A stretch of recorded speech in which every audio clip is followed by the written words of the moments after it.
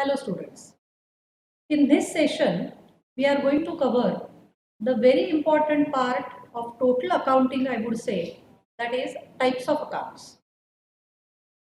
When any businessman starts with a business, what he does, he undertakes n number of transactions.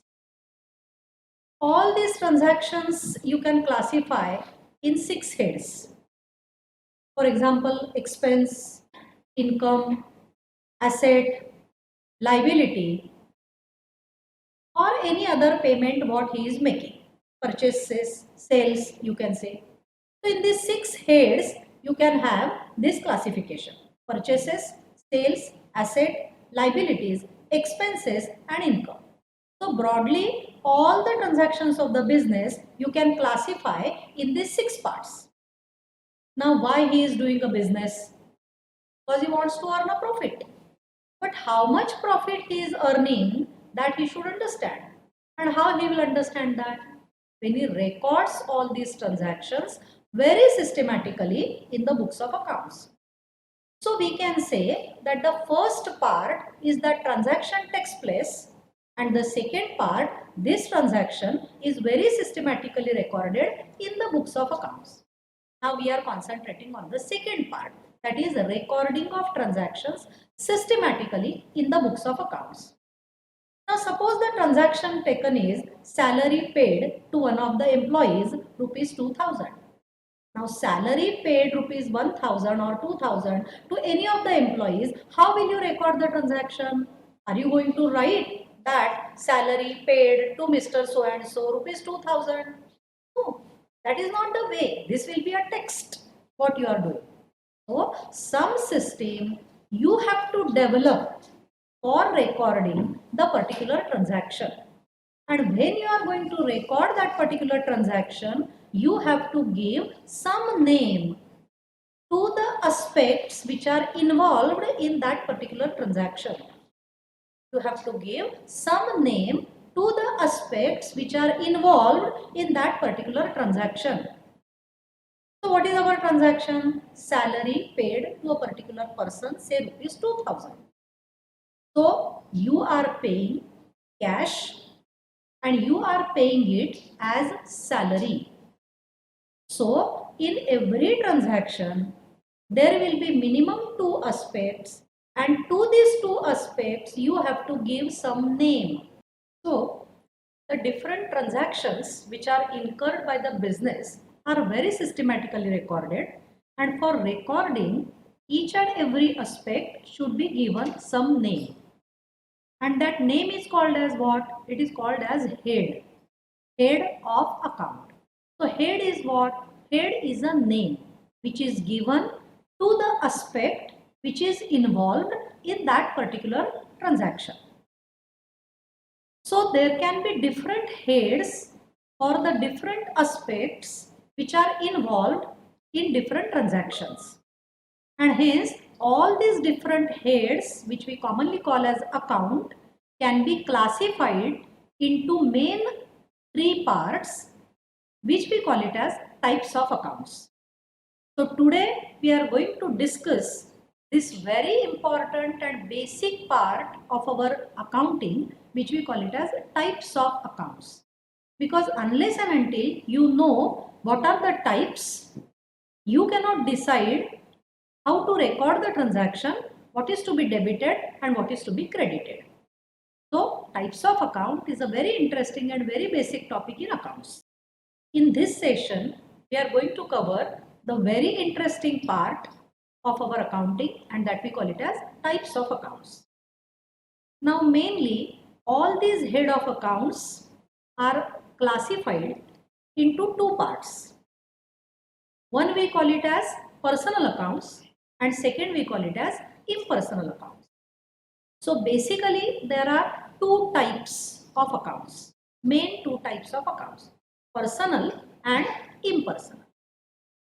Impersonal are again classified into 2 parts which we call it as real accounts and nominal accounts. So some say that accounts can be classified into 3 parts, personal, real and nominal. Some say that mainly it is classified into personal and impersonal, and personal again classified into real and nominal. It's okay. Now what is personal and impersonal? Basic difference.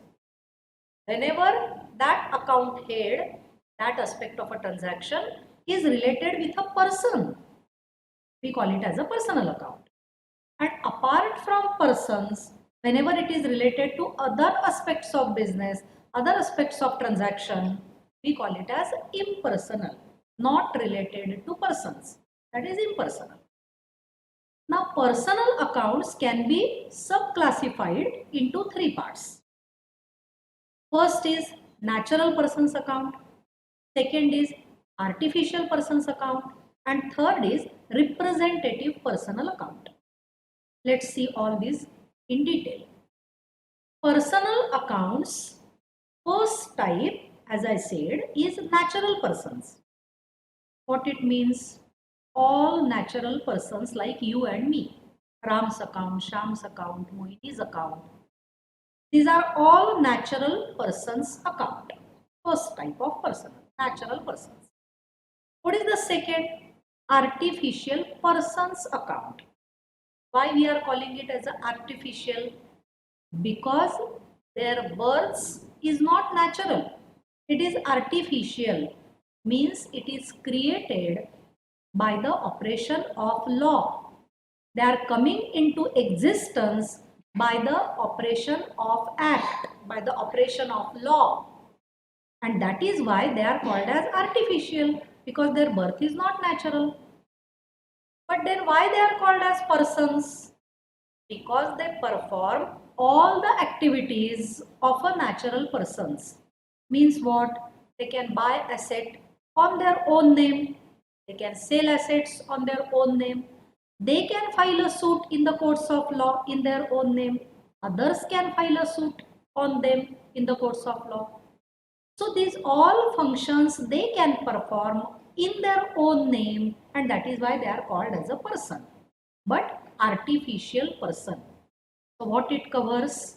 It covers all institutions, all organizations, all trusts, all societies, hospitals, colleges, schools, companies, boards, all they are called as artificial persons account. And what is the third one? Representative personal account. Very interesting type to understand. Representative personal. How this account is created? This account is created by joining some of the account name either as prefix or as suffix to any of the nominal account. By joining, by adding any of the words as a prefix or suffix. Which are these words? Due, accrued, outstanding, paid in advance, received in advance, payable, receivable. These are the different words. Out of these different words, you select any one word and it is added as a prefix or as a suffix. पहले लगाओ या बाद में लगाओ. किसके? To any of the nominal account. Now you know which are the nominal accounts. Whatever expenses you incur, salary, rent, insurance. To such nominal accounts, what you are adding? You are adding any one of these words. So when I just say salary, it is a nominal. But when I say prepaid salary, salary due, salary outstanding, salary paid in advance, salary receivable account, the moment I add any one of these words, it becomes a representative personal account. Now, what is the use of this particular account? I'll give you one example. Suppose I say rent payable to Mr. Apte. Rent payable to Mr. Apte. Now, rent is payable. So, it is your expenditure. So, you can use one account as rent account. But it is payable. That means it is not actually paid. So, you cannot use the cash account. Rent account you can use as rent account debit. as it is your expense because it is payable. But which account you will credit? Amount is payable to whom? To Mr. Apte. So you can say Mr. Apte's account. So rent will be debited, Apte's account will be credited. But if I give you a transaction, rent payable, that's all. Name of the person is not mentioned. You are just saying rent payable. Now what you will do? Rent account will be debited as usual. You cannot give credit to cash account. Now you don't know even the name of the person. So which account you will credit? Here representative personal helps you. How? You know that it is rent, it is payable. Just add the word payable to rent account. So rent payable account which you have prepared. Outstanding rent account, rent due account. So rent is one account, rent payable is another account. Now rent payable is what? Representative personal. So if you know the name of the party, you will be comfortable. But when name is not known, you can prepare representative personal account and that is the use. Okay. So personal accounts are divided into three parts. Natural persons accounts like you and me, artificial persons account like names of all institutions, organizations, banks, companies, representative personal account which is newly created by using any of the nominal account. Then second is impersonal account. Now these impersonal accounts we are classifying again into two parts. One is real, nominal. What is real? Which you can really show, which has got some existence, which you can value, which you can express. All they are covered under the concept of real. Means it covers what? It covers all the assets of the business. It covers all the assets of the business. But when I say I am covering all assets, then actually I am excluding three assets from that. Which are these three assets? Bank account. My bank balance is my asset. But Bank of Baroda account, wherever I have got my balance, that doesn't become a real account. Why? Because it's an institution. It will be personal account, artificial person's account. So bank account I am excluding from the list of assets. What is the second? Debtors. In the earlier sessions, we have already covered the concept of debtors. Who are debtors? These are the customers to whom we have sold goods on credit and from these the amount is receivable. They are our debtors. But these debtors are persons. Though that is our asset, though amount is receivable, they are persons, natural persons. So debtors is not a real account, but it's a personal account, natural person's account. And what is third? Prepaid expense. If you have made any expenditure in advance, we call it as prepaid.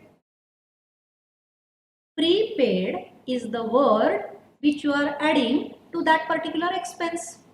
So now tell me which this account is prepared. This is representative personal account. So that is my asset. But that is not covered under the concept of or head of real account. So in real account, I cover all assets, but I exclude three assets. One is what? Bank account. Second is what? Debtors account. And third is what? Prepaid expense account.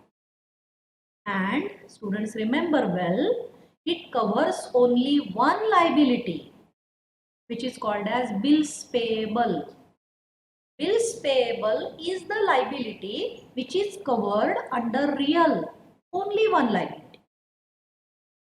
Now try to understand the difference between these bills receivable and debtors, bills payable and creditors.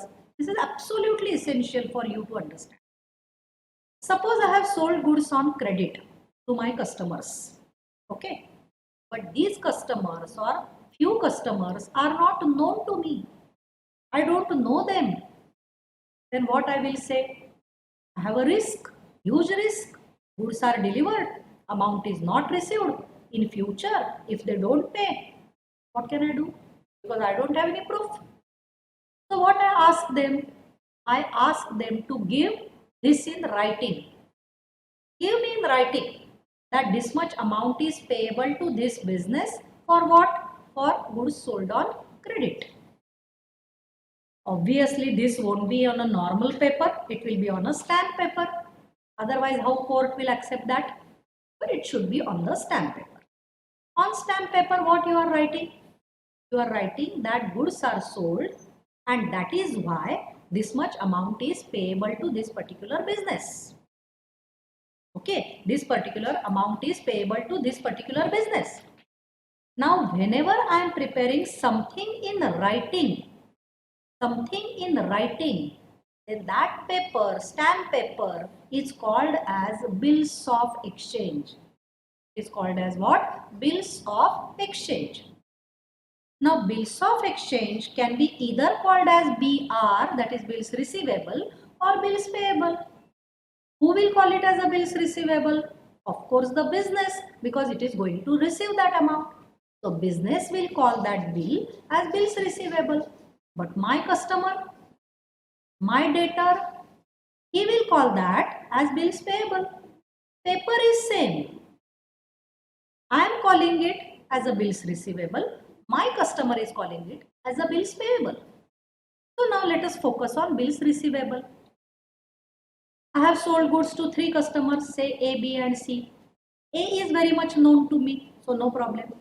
But I don't know who is B. For the first time I am entering into transaction with him. So I have taken this paper from Mr. B.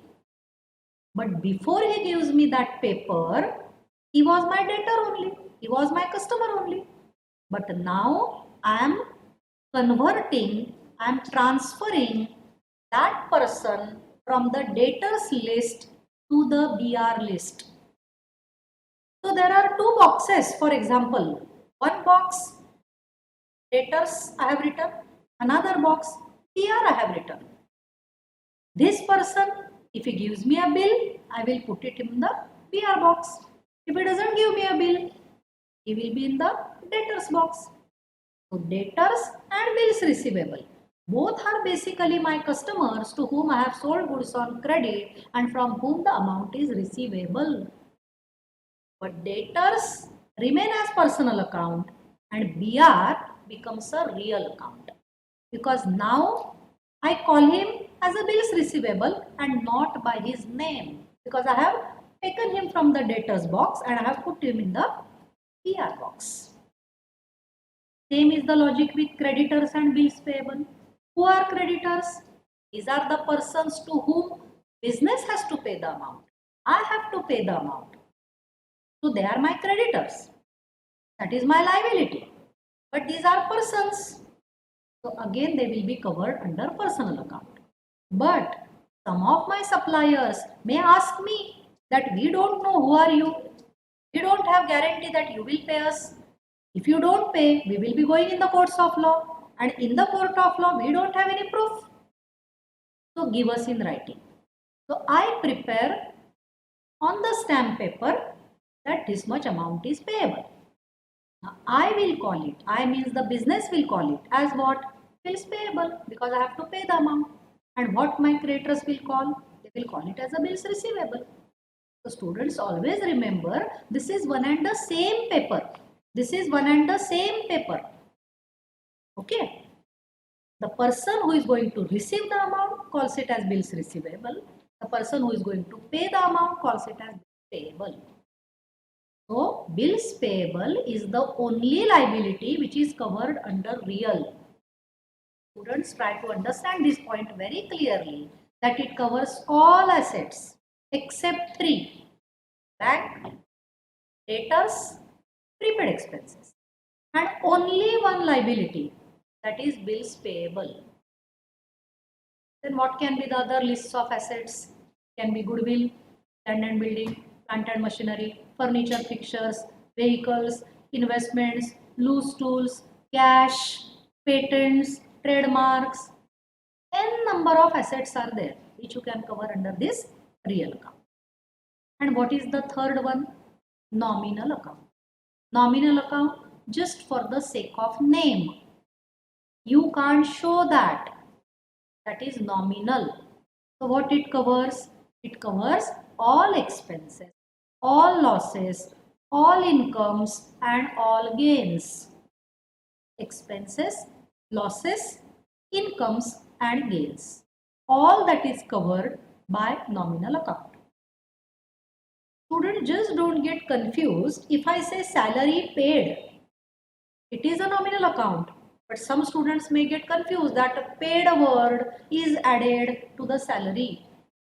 Have I taken the paid name or received name in the prefix, suffix in the representative personal? No. I have said payable, receivable, paid in advance, received in advance, due, accrued. Paid means you have paid. So cash is going out. So cash will be always there. When anything is paid in cash, anything is received in cash, always remember cash is the hero. In your entry, cash should definitely come because you have paid or you have received. So salary paid. Paid tells you that it is your expenditure. That's all. When I say rent received, it tells you that it is your income. Many times it happens that just rent is there in the trial balance and few students are confused. Where should I take this? To P&L debit or to P&L credit? So if in the trial balance item is there in the debit column, then it is your expense. If it is in the credit column, then it is your income which you will take it to the credit. So there are certain items which can come either on the debit side or on the credit side. So either they can be your expenses or they can be your incomes. So you should understand it from the word paid or received. So all nominal accounts are covered under this particular head, that is nominal head. Expenses, losses. What are losses? It can be loss by fire, loss by theft, loss by accident, loss on sale of assets, loss on revaluation of assets. All these losses you can cover under this particular head. And in gains, profit on sale or revaluation of asset, that you can cover under gains. So basically expenses, losses, incomes and gains. So just to refresh what I have said, that the transactions which are incurred by the business are to be systematically recorded. For recording, you have to give some name to the aspect which is involved in that transaction because there are minimum 2 aspects. To every aspect you are giving some name. जैसे हमारे को नाम होता है, हर एक person को नाम होता है, हर एक आइटम को नाम दिया जाता है. Otherwise, how you will understand if name is not there?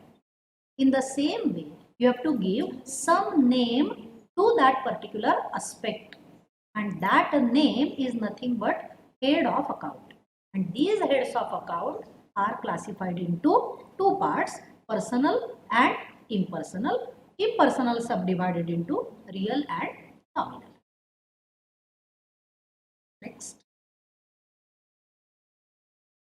Now, we have understood that there are 3 accounts. For these 3 accounts, we have got certain golden rules of accountancy. Why they are called as golden? Because really they are the pure gold of our business. Once you understand these golden rules, you will be very comfortable in recording the transactions. Now, which are these golden rules? Let's start with one by one account. First, if you take personal account, what is the rule? Debit the receiver, credit the giver. Now, before you go for any rule, try to understand these 2 words. One is debit and one is credit. What is this debit and credit? These are the 2 terms which are coined to record these 2 aspects, that is giving aspect and receiving aspect. You are saying debit, that doesn't mean you are receiving. You are saying credit, that doesn't mean you are giving. Debit and credit, these are just the 2 terms, 2 names which you are using for recording two aspects. And which are the two aspects? Receiving and giving aspect. Receiving and giving aspect. So for these two aspects, you have to use these debit and credit words. Now first, personal account. What is the rule? Debit the receiver, credit the giver. Simple. The second, real. What is the rule for real? Debit what comes in, credit what goes out. And what is the rule for nominal? Debit all expenses, losses, credit all incomes and gains. What it means? Suppose it's a personal account, then give debit to that person who is receiving. Debit the receiver. The person who is receiving the amount, give him debit. The person who is giving the amount, give him credit. But more than this rule, what is important? I always call it as a sketch of personal account. What is this sketch? Suppose amount is not actually received or amount is not actually paid to the person, but it is receivable from that person or it is payable to that person. Then what will you do? Not a single rule becomes applicable. Here the sketch of personal account will help you. How? When any amount is receivable from any person, give debit to his account. Whenever any amount is receivable from any person, give debit to his account. And whenever amount is payable to any person, give credit to his account. Whenever amount is payable to any person, give credit to his account. So when I say amount is receivable from Mr. Bide, Bide's account will be debited. Why? Because amount is receivable. But later on, when Bide actually pays the amount, then I will credit his account because I will receive the cash. So cash account will be debited and Bide's account will be credited. So when receivable, give debit. When you actually receive it, give him credit. When amount is payable, give him credit. When actually paid, give him debit because we have to close then now his account. So this personal sketch is more important than the simple rule of personal account. I am sure you must have followed this very perfectly. Then second we are saying real. What is this real? Debit what comes in. Whatever is coming in the business, and if it is real, then give debit. Both points are equally important. It is coming in the business and it is in the form of real. Give credit whatever is going out, credit what goes out. So if something goes out from the business and if it is of real nature, then give credit. So for real, debit what comes in, for credit whatever goes out. And then third rule, nominal account. Debit all expenses, losses. Very simple. If it is your expense, give debit. If it is your loss, give debit. If it is your income or gain, give credit. Once you understand these three golden rules, I am sure you can pass any transaction perfectly in the books of accounts. Perfect entry you can do. We will just take one simple example. Suppose rent paid rupees 1000. This is the transaction. The first step what you have to follow is find out which minimum two aspects are involved in the transaction. Rent paid. What will be the first aspect? Rent. And paid means what? What you have paid? You have paid the cash. So cash will be the second aspect. So rent is one aspect, cash is second aspect. This is the first step. What is the second step? Decide what is the type of account. Now rent you are paying, so it will be a nominal account, and cash is asset, so it is a real account. So one account rent is a nominal account and second account cash is a real account. So second step is over. And what is the third step? Decide whether debit is to be given or credit is to be given. Now rent paid means amount is going out. Amount is going out means it is your expenditure. Debit all expenses and losses. So rent account will be debited. Cash Credit what goes out. It's a real account. What is the rule of real? Debit what comes in, credit what goes out. Nothing is coming in. It is going out. So cash will be credited. So what entry you will pass? Rent account debit to cash account. So students, when you record any transaction in the books of accounts, then you record it in the form of entry. For passing the entry, you will have to give debit and credit. And to decide this debit and credit, these three steps you will have to follow. First step, find out which two aspects are involved. Second step, decide the type of account, real, personal, nominal. Third, apply the golden rule and then decide what is to be debited and what is to be credited. I am sure students, you must have understood all these points very perfectly, and by applying these golden rules now, any of the transaction which is undertaken in the business, you can do it very correctly. Okay, thank you.